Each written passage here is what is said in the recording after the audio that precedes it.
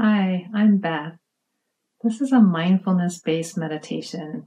And in this meditation, we're going to explore the theme of connection, particularly the idea that everything in the universe is connected, including you. So this idea that everything in the universe is connected does stem from physics. There's proven that we're all interdependent and interconnected. And so based on this, it's fitting to say that it's one universe consisting of many different parts, and each of us is just one part within that universe. Now, it's really important to note that just because everything is interconnected, we might not feel this sense of connectedness in our own lives. We might feel isolated, we might feel lonely, we might feel like an outsider from others. And so that's the purpose of this meditation, to help us explore those ideas of connection. Some of those feelings of feeling disconnected stem from the fear that we're being judged by others, the fact that we're actually physically alone, or simply an inability or an unknowingness of the ways and unawareness of the ways that we're connected. And it's this last piece that we're going to really explore for this meditation today.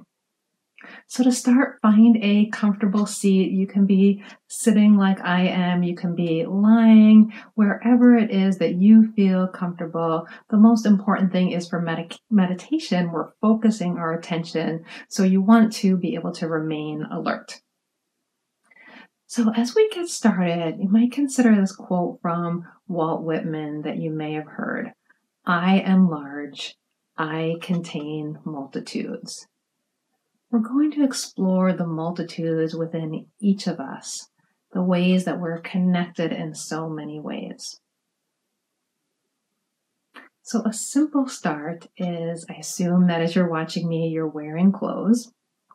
I want you to notice the clothes you're wearing, your shirt, your pants, your shoes, whatever you have on. Now, first thought, did you make those clothes? If some of you did, you're more talented than I am. And whether or not you made those clothes, there's still a connection to other people. Where did the fabric come from? If you didn't make your clothes, you can start with, what store did I buy these clothes in? Who sold them to me? Where were they manufactured? Many clothes these days are manufactured in another country, thinking about all the people involved in getting them to you. It's not just the people who made the clothes, but all the travel that was involved, all those connections, the customs.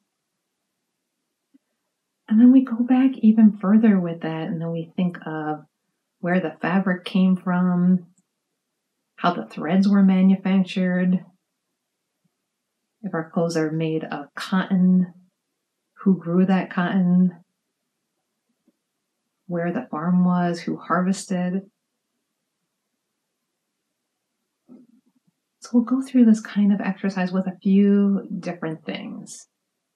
And I encourage you, if one of the examples resonates particularly with you, stay with that one. Stay with exploring as many connections as you can within that particular example.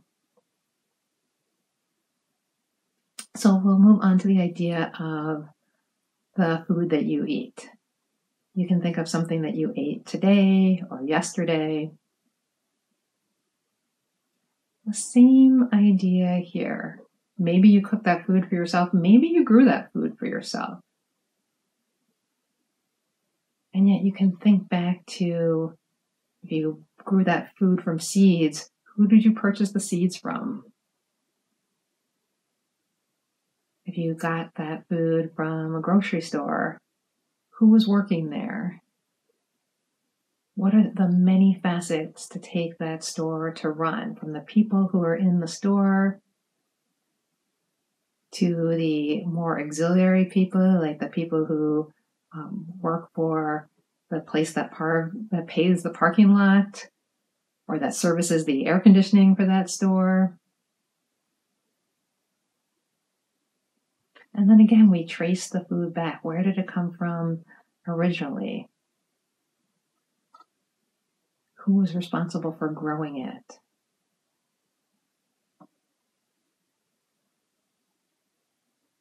What minerals, what things, what resources from the earth went into that, whether it is the water that was watering the food on the farm, whether it was the food, the corn that was grown to give to the cows, maybe even the rain from the skies that took care of the animals or the earth or the crops where your food came from.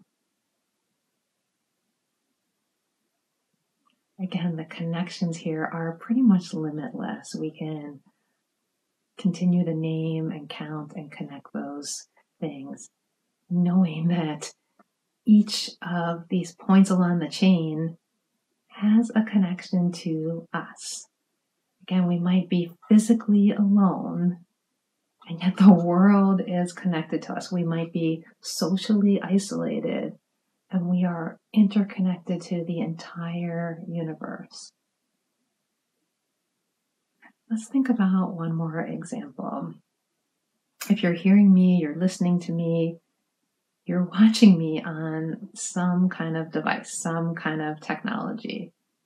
Now, I certainly won't presume to understand all the places, all the things that are involved in any type of technology.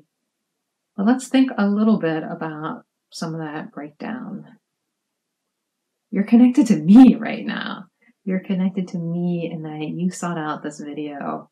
Maybe we have an in-person connection, maybe not. Maybe we only have this connection through the video. You're watching this on YouTube. Think about all the people who work for YouTube, who created YouTube, something that didn't exist 20, 30 years ago. And then whether you're watching on your phone or a tablet or another device, wow, what kind of people connection went into that, but also materials from the earth, metals, other things that were required.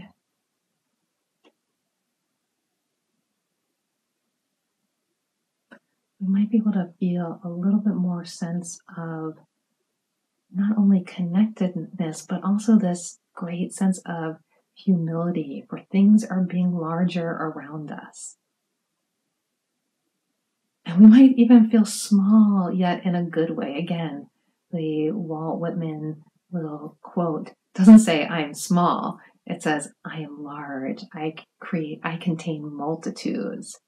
And yet we can see that within those multitudes, we're just a little speck. Sure, we are large, and yet we are a small speck of this overall universe, this overall part of life.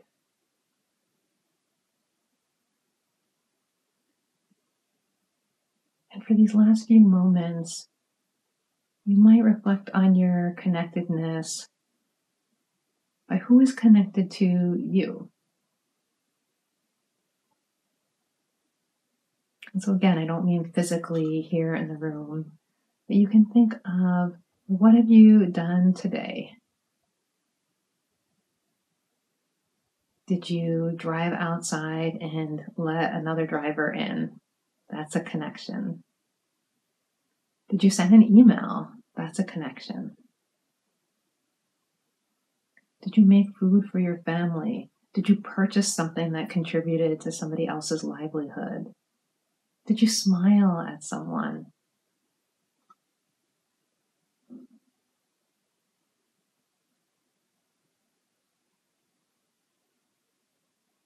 Recognizing these connections can help us in a time like this, time right now, when many of us are feeling more socially isolated, are feeling more distant from others.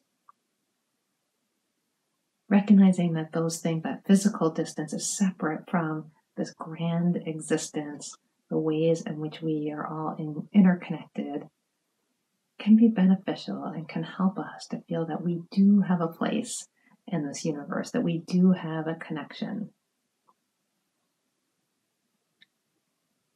And so to draw this meditation to an end for today, I want to end with one of my favorite quotes from one of my favorite poems. It's Max Ehrmann's the Desiderata.